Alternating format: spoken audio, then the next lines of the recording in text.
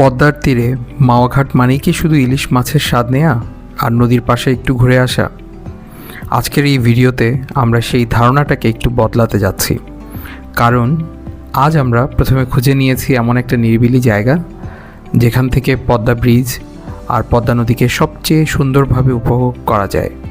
আর তারপর শেষে থাকবে সেই লোভনীয় ইলিশ মাছ দিয়ে আজকের দুপুরের আহার। আজকে আমাদের জার্নি শুরু হয়েছে কিন্তু বাসা থেকে। আমার সাথে আছে বেনু, শাহির আর আমরিন। কিছু জার্নি থাকে যেগুলোতে গন্তব্যের চেয়েও পথটাই বেশি সুন্দর। আজকের এই ট্রিপটা ঠিক তেমনই একটা অভিজ্ঞতা।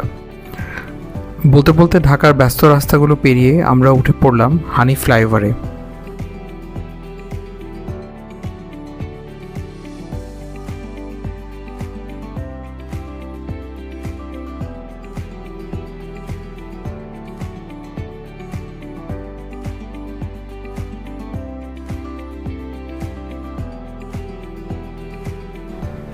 তারপর ধরলাম ঢাকা মাওয়া এক্সপ্রেসওয়ে। এই এক্সপ্রেসওয়েটা সত্যি এখন বাংলাদেশের সবচেয়ে স্মুথ আর কমফোর্টেবল ড্রাইভিং রুটগুলোর মধ্যে একটা। ওয়াইড রোড, কম ট্রাফিক, ড্রাইভ করতে গিয়ে একটা আলাদা ফ্রিডম ফিল হয়। যারা ঢাকার কাছাকাছি একটা ডে লং ট্রিপ প্ল্যান করতে চান তাদের জন্য এটা একদম পারফেক্ট রুট। ড্রাইভ করার সময় গাড়ির ভেতরেও একটা অন্যরকম আনন্দ কাজ করছিল। শাহির আর আমরিন জানালার বাইরে তাকিয়ে বারবার বলছিল, ওই দেখো নদী। আর বেনুও ওই পুরো জার্নিটা খুব উপভোগ করেছিল। এই ছোট ছোট মুহূর্তগুলোই আসলে ট্রিপটাকে স্পেশাল করে তোলে।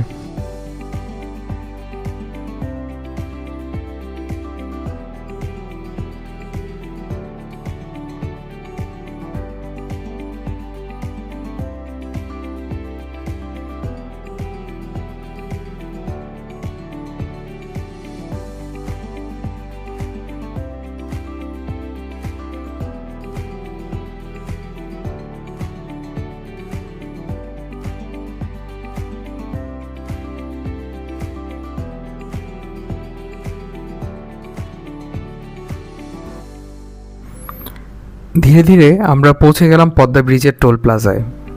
টোলে আমাদের গুনতে হলো 750 টাকা। ব্রিজে ওঠার পর যে অনুভূতিটা হয়, চারপাশে বিশাল পদ্মা নদী আর আমরা তার উপর দিয়ে এগিয়ে চলছি। একটা প্রাইড, একটা এক্সাইটমেন্ট দুটোই একসাথে কাজ করে।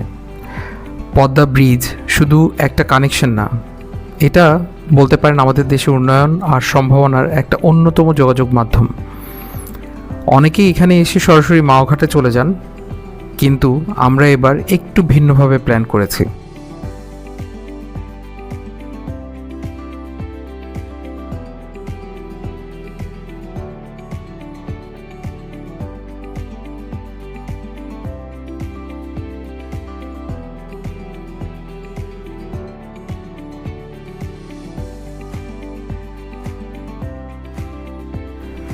জার্নির শুরুতে যেটা বলেছিলাম, আমাদের প্রথম প্রায়োরিটি ছিল একটা নিরিবিলি জায়গা খুঁজে বের করা, শুধুমাত্র পদ্মার সুন্দর রূপকে উপভোগ করবার জন্য, যেখান থেকে আমরা পদ্মা নদী আর পুরো ব্রিজটা মন ভরে উপভোগ করতে পারি। এই কারণেই আমরা বেছে নিয়েছি জাজিরা প্রান্তের পদ্মার তীর ঘেঁষে শিবচরের বেড়িবাঁধের রাস্তা। সহজ করে বলতে গেলে পদ্মা AWT রেস্ট হাউসের ঠিক সামনের রাস্তাটা। লোকেশন লিঙ্কটা ডিসক্রিপশনে দেওয়া থাকবে আপনাদের সুবিধার জন্য।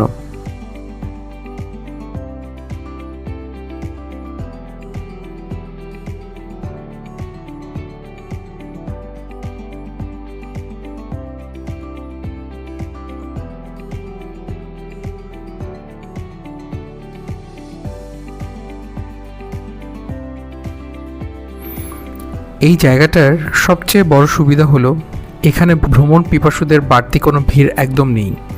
পরিবেশ খুব শান্ত আর আপনি নিজের মতো করে সময় কাটাতে পারবেন। দ্বিতীয়ত, এখান থেকে পদ্মা ব্রিজটাকে নিচ থেকে একদম ফুল ল্যান্ডস্কেপে দেখা যায়, যেটা সত্যিই অসাধারণ। আর তৃতীয়ত, এই বেড়িবাঁধের রাস্তাটা নিজেই একটা এক্সপিরিয়েন্স। এক পাশে পদ্মা নদী আর অন্য পাশে খোলা আকাশ, প্রতিটা মুহূর্তই যেন চোখে লেগে থাকার মতো। এখানে এসে মনে হলো শহরের সব কোলাহল যেন অনেক দূরে চলে গেছে। শান্ত পরিবেশ, হালকা বাতাস আর পরিবারের সাথে কিছু নিরিবিলি সময়। এই মুহূর্তগুলোই আসলে সবচেয়ে মূল্যবান। আমার কাছে ট্রাভেল মানে শুধু জায়গা দেখা না, এই স্মৃতিগুলো তৈরি করাটাই আসল।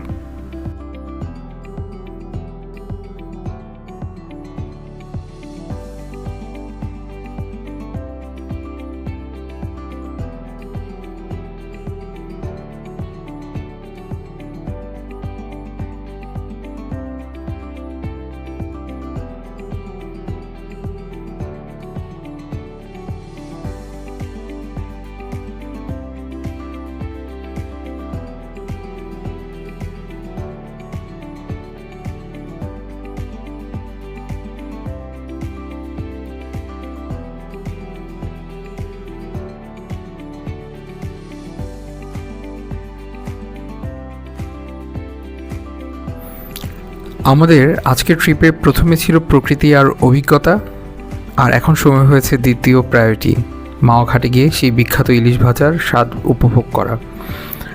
আমরা চলে এসেছি মাওয়া ফেরিঘাটের পাশে। এখানে ইলিশ মানেই একদম ফ্রেশ আর অরিজিনাল স্বাদ।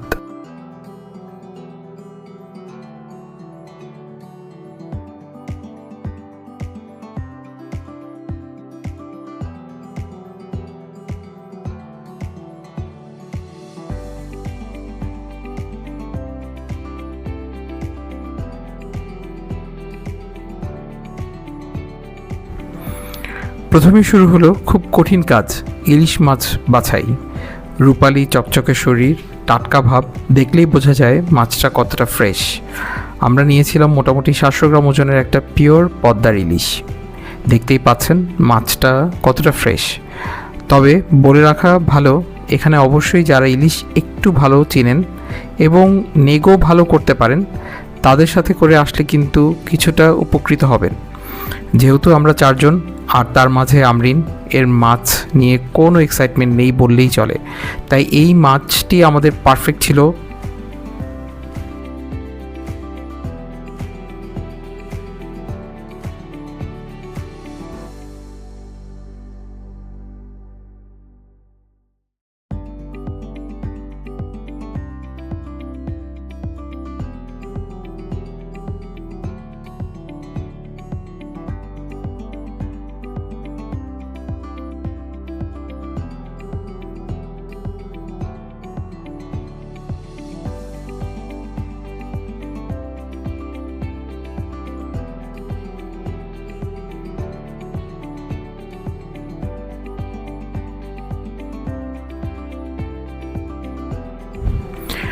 আর তারপরে সেই সবচেয়ে আকর্ষণীয় মুহূর্ত, গরম তেলে ইলিশ ছাড়ার সাথে সাথে সেই সাউন্ডটাই হয়, আর যে সুগন্ধ চারপাশে ছড়িয়ে পড়ে সেটা সত্যিই লোভনীয়।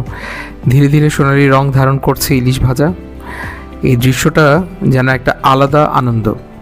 আমরা কিন্তু বেগুন ভাজা বা সরিষার তেলের সালাদ বা পেঁয়াজের ভর্তা কিছুই নেইনি, সঙ্গত কারণেই।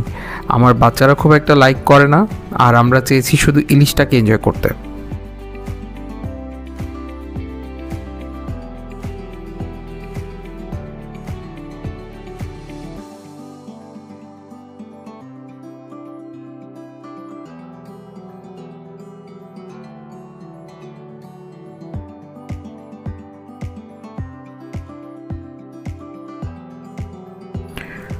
আমার কাছে আজকে সবথেকে স্পেশাল আইটেম ছিল ইলিশের লেজ ভর্তা। কেন বলছি? একটা ছোট কাজ করতে পারেন আপনারা যখন আসবেন।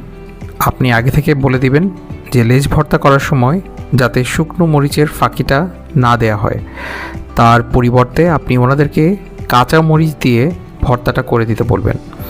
তাহলে যেটা হবে, ইলিশের যা পিওর টেস্ট সেটা একদম পারফেক্ট থাকবে, আর ভর্তাটা হবে অতুলনীয়। বিশ্বাস না হলে আপনারা একবার এইভাবে করে স্বাদ নিয়ে দেখতে পারেন।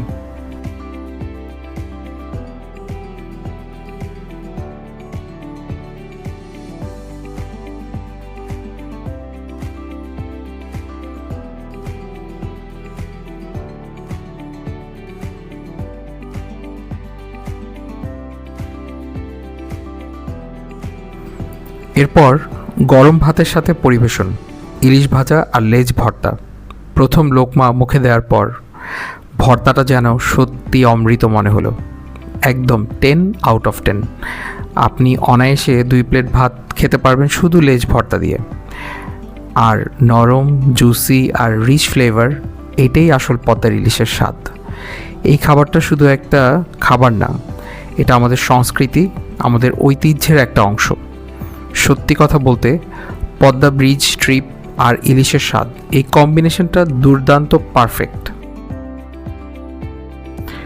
একটা সুন্দর দিন কাটানোর পর এখন সময় ফিরে যাওয়ার।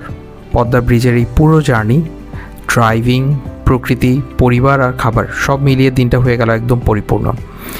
এই ধরনের ছোট ছোট ট্রিপ আমাদের জীবনে অনেক বড় একটা রিফ্রেশমেন্ট নিয়ে আসে। আপনারাও যদি সময় পান, একদিনের জন্য হলেও এই জার্নিটা প্ল্যান করতেই পারেন। আমি নিশ্চিত অভিজ্ঞতাটা আপনাকে হতাশ করবে না। ভিডিওটি যদি ভালো লেগে থাকে লাইক দিন, কমেন্টে জানাবেন আপনার কেমন লেগেছে। আর আরও এমন ট্রাভেল ও ফুড ব্লগ দেখতে সাবস্ক্রাইব ও শেয়ার করতে ভুলবেন না। ধন্যবাদ। আবার দেখা হবে নতুন কোনো জার্নির গল্প নিয়ে।